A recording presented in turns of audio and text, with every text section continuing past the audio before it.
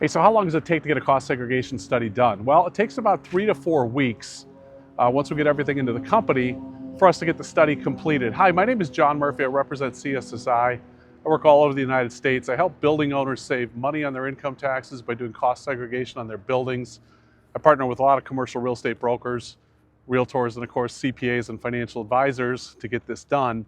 But in terms of what it is that we need, and you might be asking, hey, how difficult is this? What kind of time is it going to take for myself or my staff to get this done?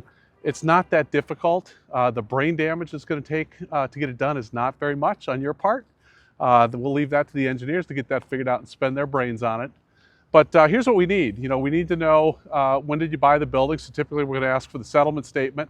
We're going to ask for the appraisal if you have it. We don't need to do that to confirm the cost basis or the value of the building. You're going to tell us what the value of the building is. The cost basis of the building, that's going to be the purchase price minus the land value equals the cost basis plus improvements. And one of the things that I will say is that sometimes trying to figure out that land value takes a lot of time, and that might take some brain damage to do that. But anyway, get that figured out. Talk with your CPA to get that done. Other documents that we're going to ask for is a survey, a plat, floor plan if you have it.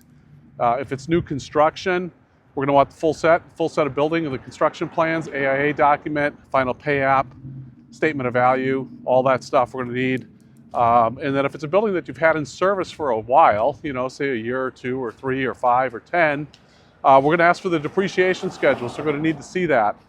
The other thing that kind of slows things up is when you buy these things as part of a 1031 exchange, there's a calculation that needs to happen, and we can do a guesstimate on it, but it's not totally accurate.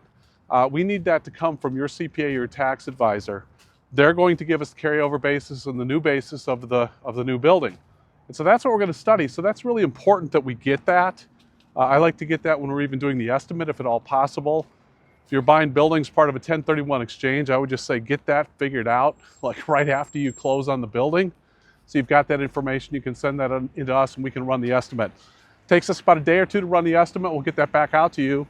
And then for us to get going, we need the signed DocuSign, we need payment. We're going to send a photographer out to your building to photograph it. If it's close by, I will try to do it.